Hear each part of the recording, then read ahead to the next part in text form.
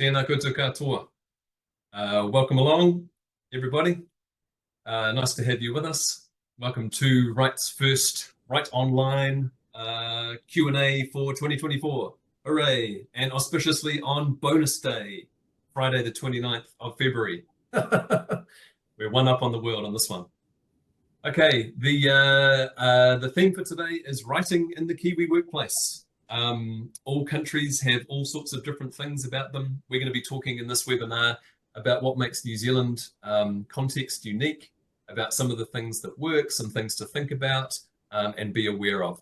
And the great thing about these Q&As is that we get to answer your questions. So if you have joined us with a burning question, please, in the bottom of the bar thing down here, you'll see that there's a Q&A section. Click on that, type in your question, and our wonderful consultants here will give you some pearls of wisdom that you can take and use in your day-to-day comms.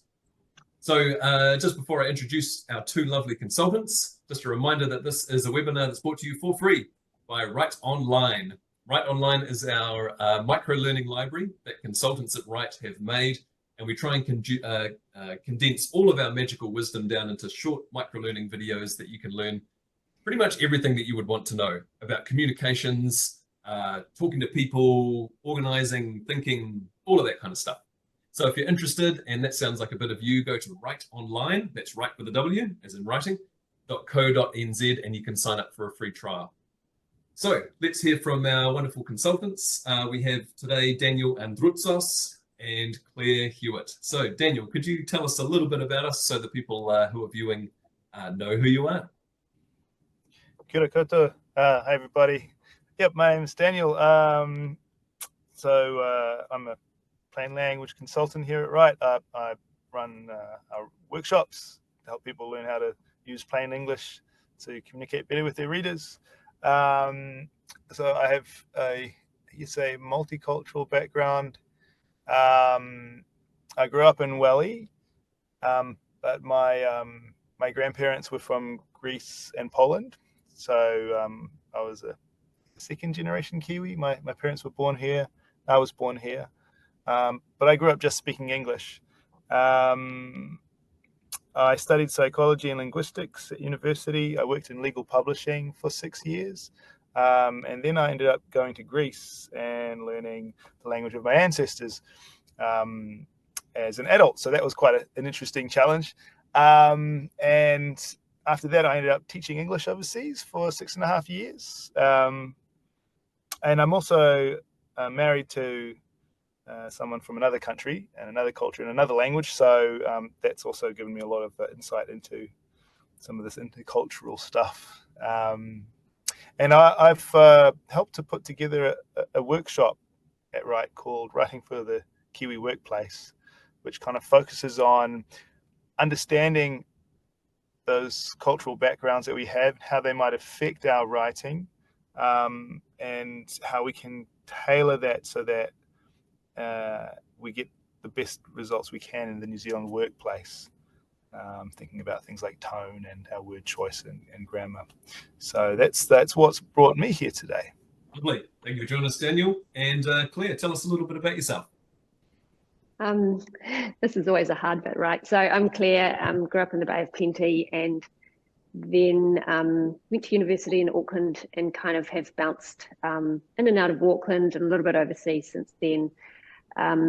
My background, I guess, languages and a little bit of linguistics, but then I did an MBA and have been much more in the marketing communication space. And one of the things that I love about Wright is that we're working with all sorts of writers in lots of different roles and with lots of different backgrounds. So it's really interesting just to see the culture within a workplace and how writing affects that. Yeah, fantastic. Okay, I think this is going to be a good one. Lovely. And remember, also, if you have just joined us, we welcome your contribution. Please, if you have a question that you've been thinking about for ages and you want to bring along and ask our consultants, put it in the Q&A thread down the bottom there. And also, if something that our consultants say during the course of this chat triggers a question that you have, please put it in the chat and in the Q&A function, and we will do our best to get to as many questions as we possibly can. Now, a way that I like to begin these Q&As is with a pre-planned question. It's something that I always want to know on these topics, and that is our consultants' top 3 tips. So get your notepads out, get your pens ready. Here comes our first golden bits of advice. And Claire, I'm going to start with you. What are your top 3 bits of advice for people who are wanting to write effectively in New Zealand? Yeah, thanks, Thomas. I think the first thing is just think really clearly about your audience and take as much cue from them, but also what you can anticipate them when you're writing. So recognize if they're going to be very busy, you don't want to be too elaborate in your writing. They're potentially, we have a very, particularly in Auckland, it's very diverse. So that's where plain language is a really safe bet, because it, it can help you navigate all sorts of things. That would be the first thing. Second thing I would say is just don't overstress. I meet a lot of such lovely people who are really worried that their emails might seem rude if they're too direct. And I think consistency kind of is the most important thing. So don't worry too much if you've got a sign off you read somewhere is, not good. I think as long as you've got the right intentions and you're consistent in how you approach the world, that's eventually going to shine through. And the other thing, I had a great conversation yesterday which changed how I'm going to answer this question, is had this really interesting group, and they said, do you think that if you weren't born in New Zealand, you should try to do New Zealand banter or slang? And the group decided best not to go there unless you're with really good friends and they can coach you through it until you find your feet. So Kiwi banter can be a bit startling if you're not used to it. Can sometimes maybe even be a bit confronting. But generally with Kiwis, if they start hassling you or go, oh, what time is this that you're arriving? It's because they like you, so don't be offended. But also don't try to do it back until you've really found your feet. Yeah, that's okay, lovely. Oh, what a start. Okay, great. 3 lovely tips there. All right, Daniel, what are your top 3 tips? Yeah, those are really good ones, Claire, and kind of thinking along the same lines in many ways. Firstly, I would say don't assume anything. So that goes in different directions. It might be that you have ideas about what people think of your writing, maybe because you're aware that you have errors in it, and you might think that's going to create a certain view of you. Don't assume what they think of you, because even as native speakers of English, we can be pretty forgiving sometimes of some errors, because we make errors too. We make lots of grammar errors that we don't even know we're making. The main thing is that your messages are clear, that your keywords are right. So yeah, don't assume things in that way. Don't be shy. So don't be afraid to ask questions. It's helpful when you ask questions because then other people can talk. And that's also with people maybe on a higher level in the organization than you, so managers, your managers, or even their managers. Don't be afraid to ask them questions or start conversations, because that's one of the cornerstones, I think, of our New Zealand workplace culture, is that the hierarchy is pretty flat. And the other thing is, I'd say, kind of along what Claire was saying, read the room. You're going to learn a lot from what you observe and from listening to other people. I remember hearing, like, it was an old piece of advice that when you start a new job, you should keep your mouth closed for 6 months before you say anything. And I don't think that's necessarily true. But if you focus on that first 6 months of listening and observing and taking in and recognizing the way that things are and what people do that's acceptable and not, then you'll pick up a lot and you'll be able to build on that as you go forward. Awesome. Okay, great. Well, everybody, there's 6 amazing tips for you straight away. And remember, if you have questions, you can ask them in the Q&A function down the bottom there. Pop a question in there, and Daniel and Claire will give you a bit of a pill of wisdom just for you. Could be coming your way. Let's continue that topic of beginning at a new job. Daniel, you mentioned about probably not a good idea, but keeping silent for 6 months is an interesting thinking of just like, soak up as much input as you can. A common question we get is people want to make a really good first impression at their first job in New Zealand. What's some advice that either of you would give there? Obviously, people are going to have certain styles that they're used to, certain maybe different levels of how you would show respect for, say, your managers or your colleagues. Claire, what would you say on this one? If someone's wanting to make a really good first impression, what would be some bits of advice you would give? I think a really useful thing is what we call the warm opening. So when people are busy, when you start particularly say an email, you don't want to spend too long fluffing about and building that background context, but at the same time, just jumping straight to the task can kind of signal that you're no fun. So I think a really nice, safe way is to just some little indicator at the start of your message, and it might be, I hope your week's going well, or hope you've enjoyed these sunny days. Just something small, and I would suggest potentially not a question, because that way you're not forcing the other person into a whole conversation about the weather when they just want to get to the job, but just a little indicator to say, I come in peace, and then get into message. I think that's such a safe bet in so many situations. Okay. And what about how they would approach their writing just in general, Claire, like in terms of maybe the tone or things to avoid or anything else in there? I guess it would probably depend on the type of writing in the workplace, but I think often New Zealand is probably a little bit less formal than a lot of the world. There's a nice linguistic theory that goes along the lines of, it's because we live on a small island. So we have to get on well with people, because if we don't, we can't run away. Yep.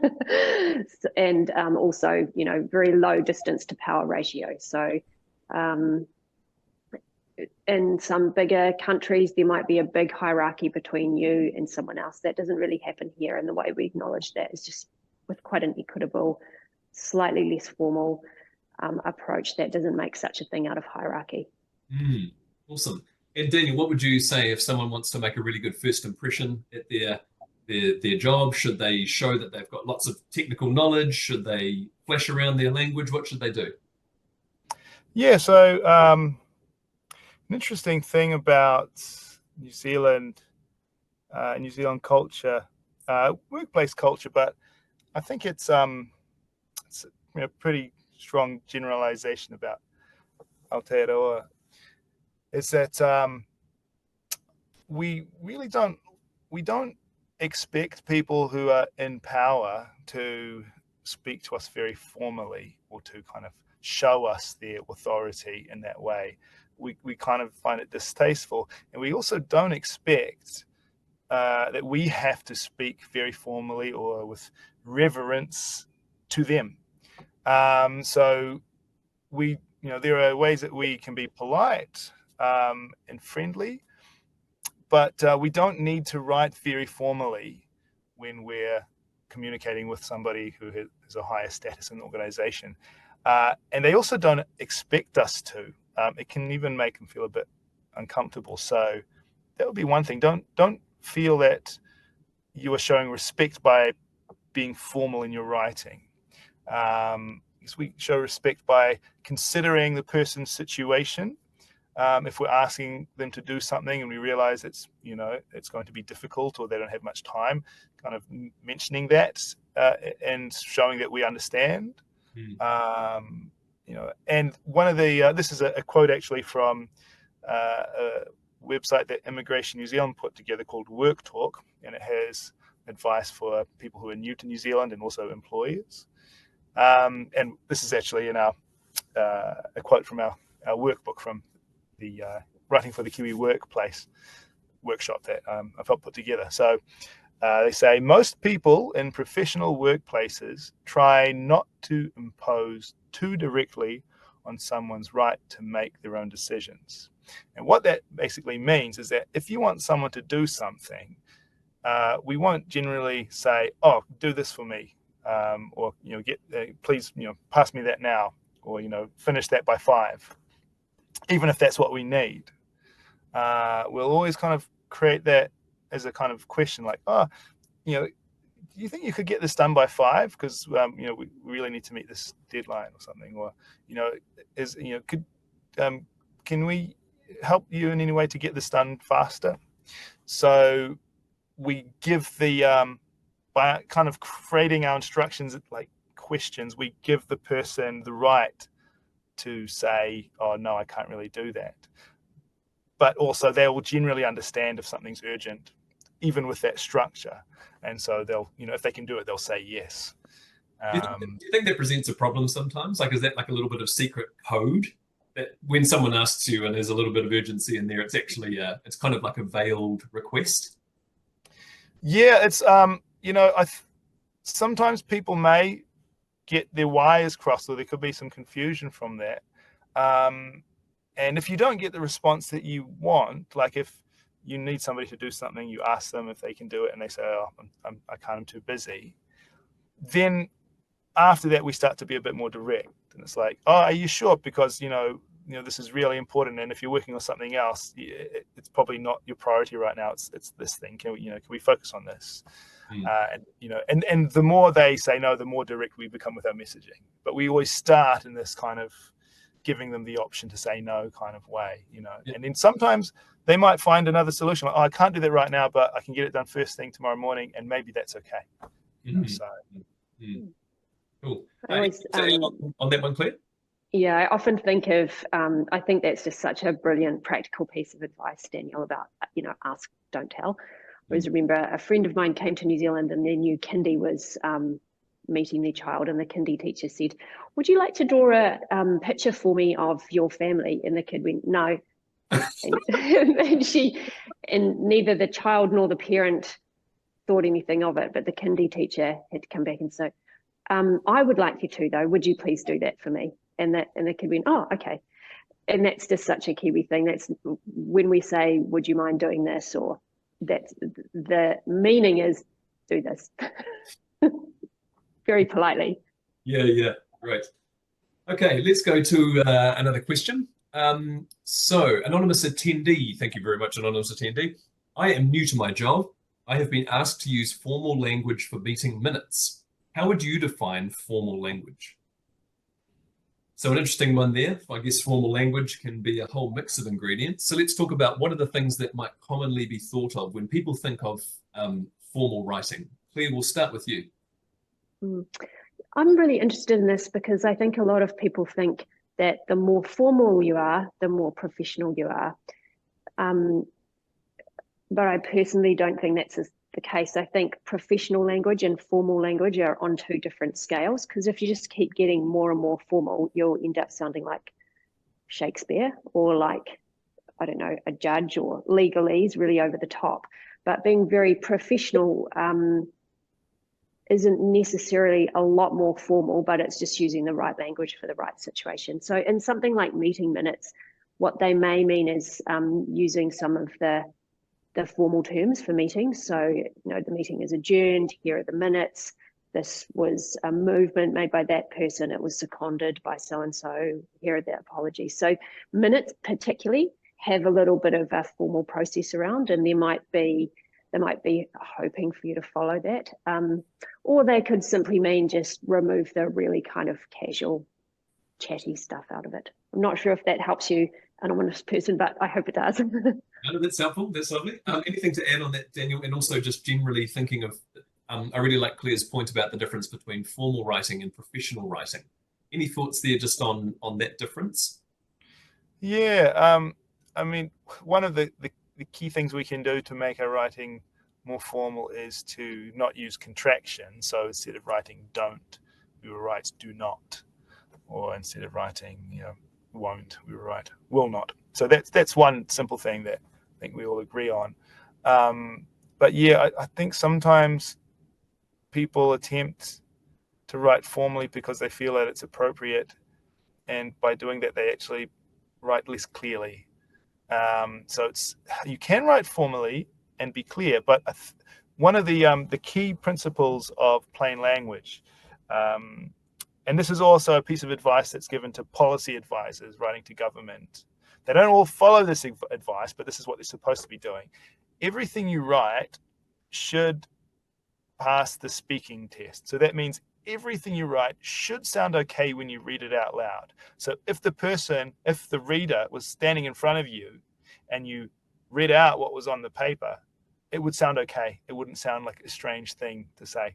So as we speak, we can speak very informally, and we can speak quite formally, for example, if we're giving a presentation, but that's about as formal as you really need to get with your writing.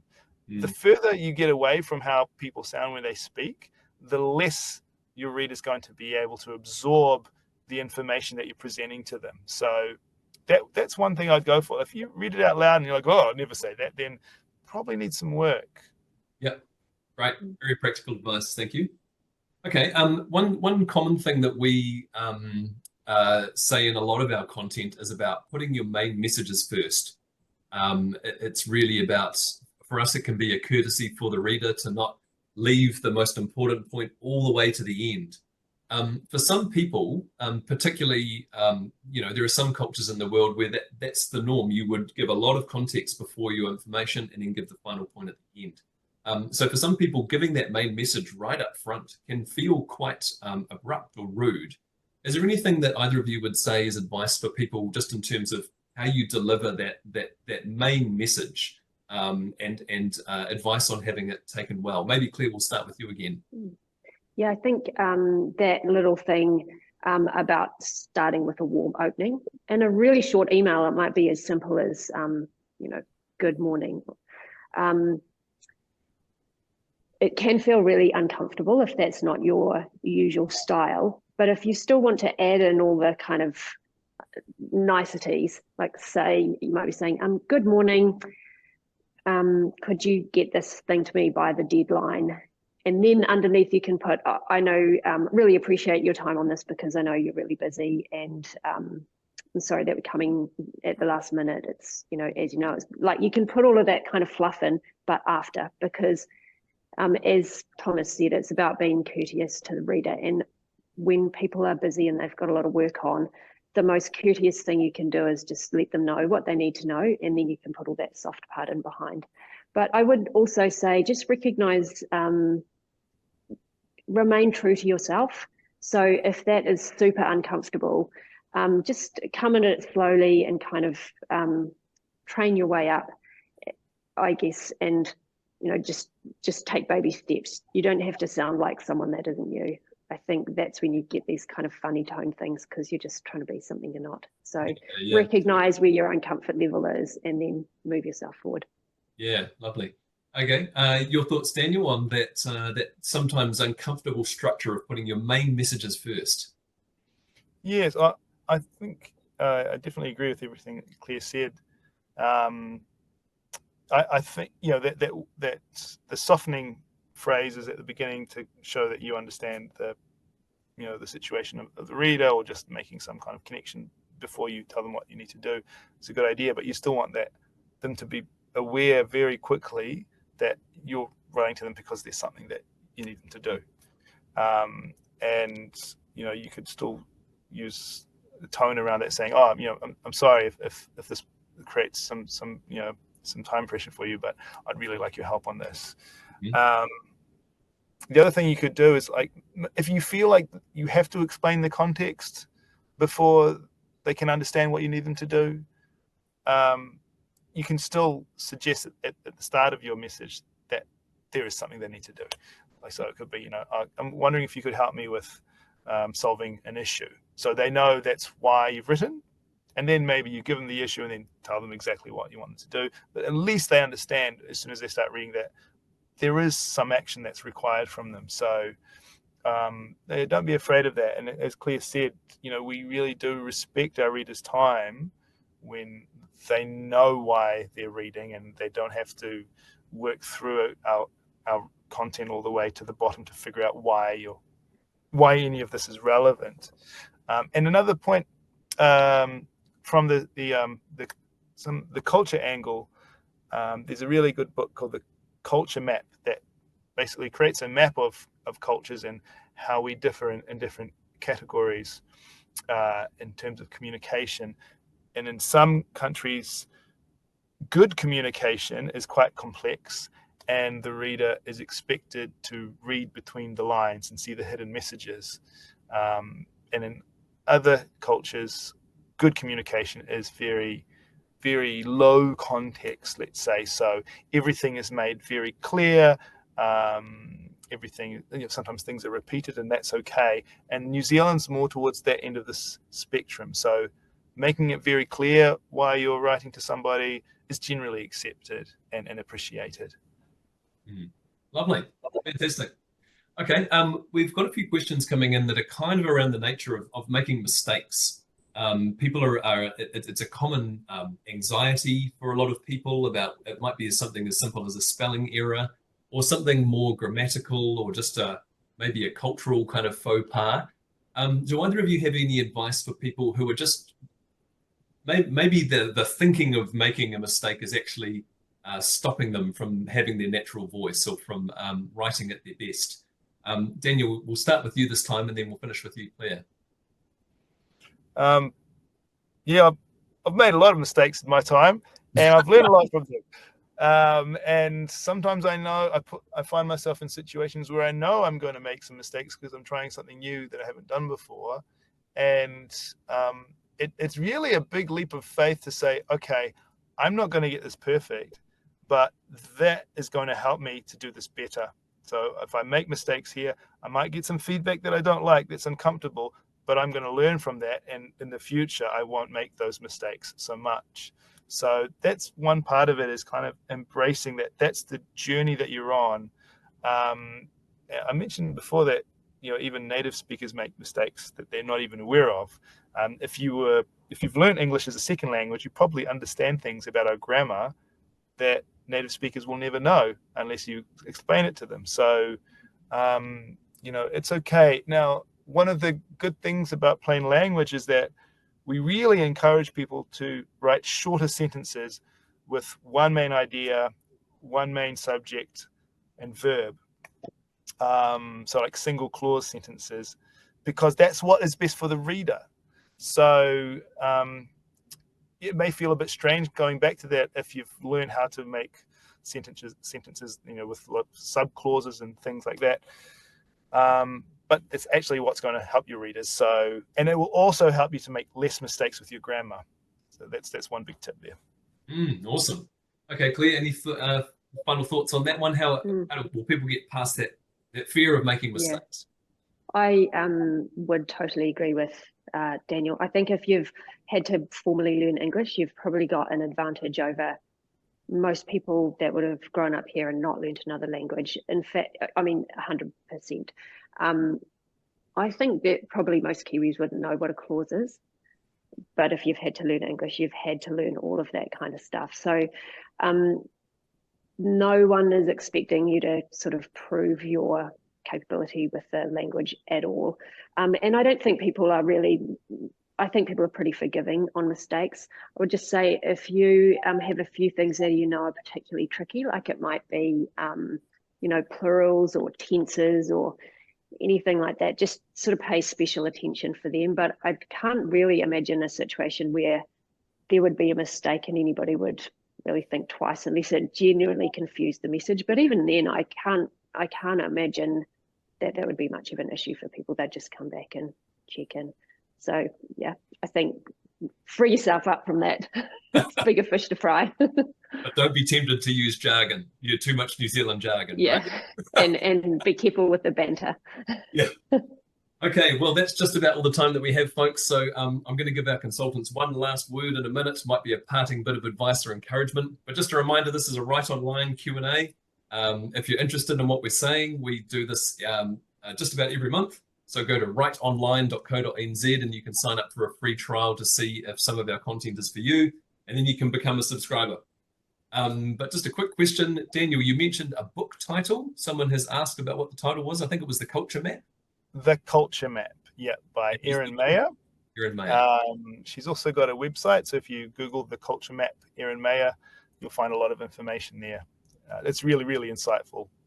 Lovely. Okay, and your final parting words. Claire, I'll start with you. Just a quick little thing for people to have planted in their minds. Yeah. I think anybody who's bothered to turn up to this webinar, clearly you're kind of curious and interested, and that's all you need. Like, just keep that every day. Notice things in other people's writing. just stay curious. And if you see some funny things from Kiwis who don't have very good grammar, have a little chuckle and keep on your way. Right. And Daniel, your final words. Yeah, well, it's just really good that you're here, because what makes this country great is that we have a lot of diversity and we embrace the knowledge and experiences that people bring to us from other places. It's kind of what we've been built on. So don't be afraid to share what you have, and people will learn from you as much as you will learn from them. Wonderful. Okay. Well, that was our first live Q&A for the year. And again, on bonus day, 29th of February. So thank you very I much. want to know about this bonus. Oh, this is Where do we get the bonus? you get to live another day of the year. No? We just get older? Oh, no. Well, I know you do. You get a day older, but it doesn't actually show on your face. Okay. Just in your experience. Okay, thank you very much, Daniel. Thank you very much, Claire. And we'll be back next month. Look out for the advertising. And again, go to writeonline.co.nz if you want to try out Write Online for yourself and see what it's all about. Good luck with your writing, and we'll see you again next time. Thanks, everyone.